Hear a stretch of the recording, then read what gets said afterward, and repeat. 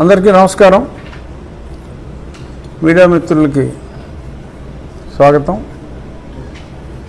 మనం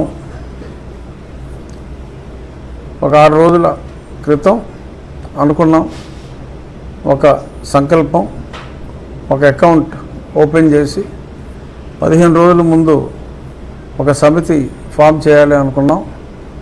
సో అందులో రామభక్తుల్ని, ముఖ్యంగా ఎవరైతే గతంలో అక్కడ ఆకివీడులో ఆ రామాలయం ఆ మెయింటెనెన్స్కి వీలైనప్పుడల్లా అక్కడ పరిస్థితుల్ని దాటుకొని పూజా కార్యక్రమాలు నిర్వహించాలనే తలంపుతో కొన్ని దశాబ్దాల పాటు అక్కడ పూజా కార్యక్రమాలు నిర్వహిస్తూ మరి దాని మెయింటెనెన్స్, కరెంటు బిల్లులన్నీ పే చేసుకుంటున్న వారి కుటుంబ సభ్యులు, ఇలా రామభక్తుల్ని వేణుగోపాలరాజు గారు, మాణిక్యాలరావు గారు, ఇలా కొద్దిమంది భక్తులతో ఏర్పాటు చేసిన ఆ సమితి ఆధ్వర్యంలో రామాలయ నిర్మాణం చక్కటి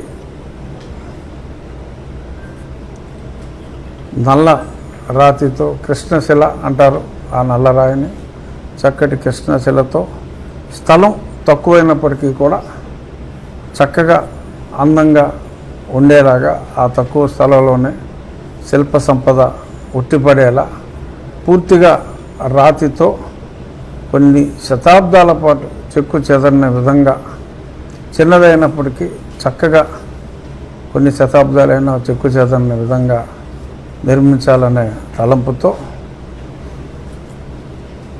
మాణిక్యాలరావు గారిని అక్కడ కన్వీనర్గా ఉంచి ఆకివీడులోనే వారి నివాసం, ఆ గుడికి సమీప ప్రాంతంలోనే.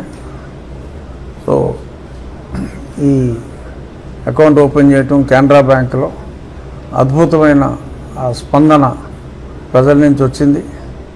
రేపు ఇప్పటికే సుమారు 95 లక్షల రూపాయలు అందులో జమైనాయి. 100 రూపాయల నుంచి 10,000 రూపాయల వరకు భక్తులు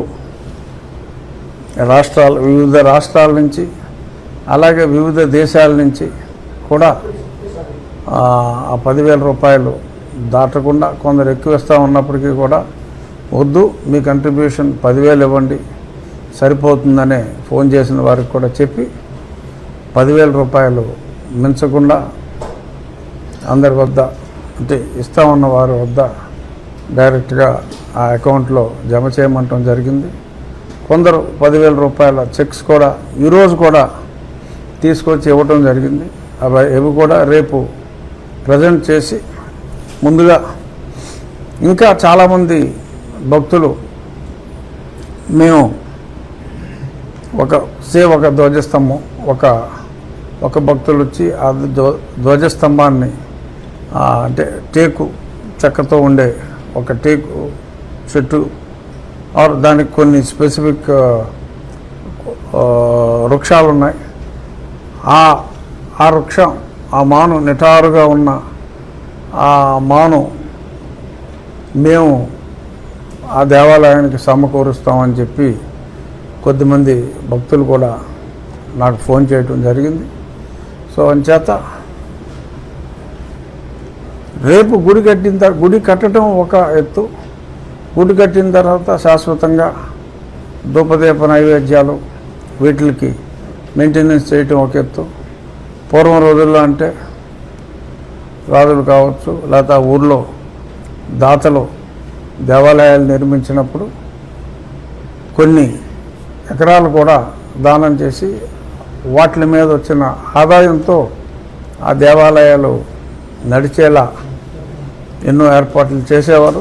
ఇప్పుడు అంతంత భూమి ఇవ్వటం అది సాధ్యమయ్యే పని కాదు కనుక వచ్చే వడ్డీతో ఒక పూజారి అప్పుడప్పుడు చిన్న చిన్న కార్యక్రమాలు చేయాలన్నా, నిత్య నైవేద్యం, ధూపదీప నైవేద్యాలకి అవసరమయ్యే అమౌంట్ కూడా ఒక ఫిక్స్డ్ డిపాజిట్ బ్యాంక్లో వేసి ఆ నిధులతో ఆ వచ్చే వడ్డీతో నెల నెల వచ్చే వడ్డీతో ఆ మెయింటెనెన్స్ కూడా ఎవరి మీద డిపెండ్ అవ్వకుండా చక్కగా నడిచే విధంగా కూడా చాలామంది సూచనలు చేశారు.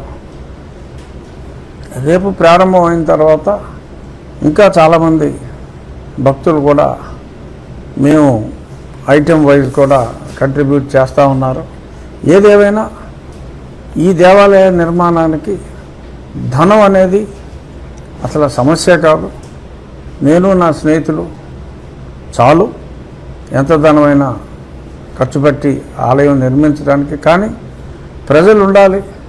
100 రూపాయలు 200 రూపాయలు చిన్న చిన్న కంట్రిబ్యూషన్స్ ప్రజల వద్ద నుంచి వచ్చి ఇది ప్రజల గుడి, ప్రజలు నిర్మించుకునే రామ మందిరం ఇది.